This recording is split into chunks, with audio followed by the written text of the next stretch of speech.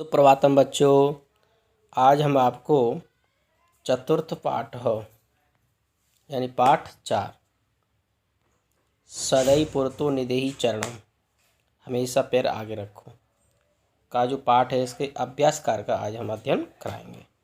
अभ्यास कार्य में देखेंगे कि सबसे पहला जो प्रश्न है, अधोलिखितानां प्रश्नानां उत्तराणि एक पदेन लिखत।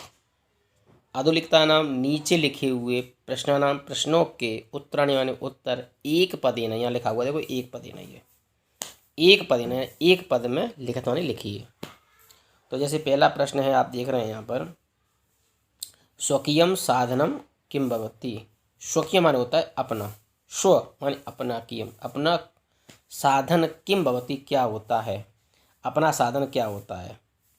लिख रहा है बलम, अपना जो बल होता है वही सबसे बड़ा साधन होता है। दूसरा प्रश्न है, पथ के विषमा प्रखरा। पथ माने होता है मार्ग, के माने कौन, विषमा प्रखरा कौन से विषम और नुकीले थे, क्या थे नुकीले और विषम जो थे मार्ग में।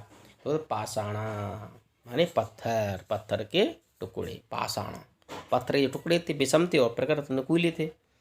इसी प्रकार से तीसरा प्रश्न है, सततम किम करणीयम। सततम माने हमेशा, सततम माने क्या है, हमेशा, हमेशा। किम माने क्या, करणीयम क्या करना चाहिए, हमेशा क्या करना चाहिए, हमेशा क्या करना चाहिए, एक पद में आंसर देना है तो ये हो जाएगा ध्येय स्मरणम। अपने ध्येय का स्मरण करना चाहिए, जो अपना मोटिव, अपना उद्देश्य है उसका हमेशा ध्यान करना चाहिए। अगला प्रश्न है, एतस्य गीतस्य रचयिता का। इस गीत के रचयिता कौन है। तो आप देख रहे हैं श्रीधर भास्कर, इस गीत के रचयिता श्रीधर भास्कर हैं। अगला प्रश्न है, स कीदृश कवि मन्यते। वह कैसे, किस प्रकार के कवि माने जाते हैं, राष्ट्रवादी। कैसे माने जाते हैं, राष्ट्रवादी।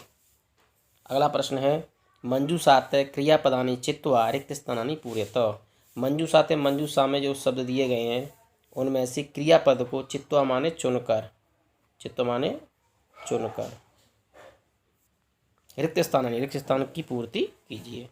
तो अब यहाँ पर जैसे निदेयी है, विदेयी है, जही है, देयी है, भज, चल, कुरु, ये क्रियापद है, इन सबको यहाँ पर छाटना। तो पहला जैसे यथा उदाहरण दिया, तुम पुरतः चरणम निदेहि, तुम आगे की तरफ पैर रखो, निदेहि आ गया यहाँ पर क्रियापद। इसी प्रकार से अगला देखेंगे, तुम विद्यालय चल, तुम विद्यालय को चलो। राष्ट्र अनुरक्तिम विदेहि आया यहाँ पर, तुम राष्ट्र में अनुरक्ति करो। मह्यम जलम देहि, मुझे जल दो। मूढ़ जही धनागम तृष्णाम, हमेशा धन की तृष्णा मार दो, हे मूर्ख। भज गोविंदम, यानी गोविंद को भजो। सततम देश स्मरण कुरु, हमेशा देह का स्मरण करो। अगला प्रश्न है, ध्यान देंगे,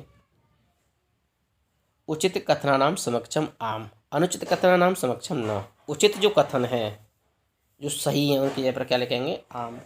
अनुचित कथन जो उनकी जगह पर न, ये लिखना है। तो अब एक एक प्रकार के प्रश्न देखेंगे। जैसे यथा दिया हुआ, पुरतः चरणम निदेहि, पैर आगे की ओर रखो, आम है, सही है ये। निज निकेतनम गिरिशकृ अस्ति, अपना जो घर है वो पर्वत की चोटी पर है, हाँ सही है। स्वकीयम बलम बाधकम भवति, अपना बल बाधक होता है, न, स्वकीयम बलम तो साधक होता है, इसलिए बाधकम नहीं होता, तो ये न हो गया, गलत हो गया। पति हिंसा पशु न संति, मार्ग में हिंसा पशु नहीं है, तो ये गलत हो गया, न। गमनम सुकरम अस्ति, जो रास्ता है वो सुकरम यानी कि सरल है, अच्छा है, न, ये भी गलत है। सदैव अग्रे एव चलनीयम, हमेशा आगे के पैर रखो, आम, हाँ सही है ये। तो इस प्रकार से हमने आपको ये चतुर्पाठ के 3 प्रश्नों के आज हमने अर्थ बताए और समझाए। आगे के प्रश्न हम आगे वीडियो समझाएंगे, इनको ध्यानपूर्वक याद करेंगे। धन्यवाद।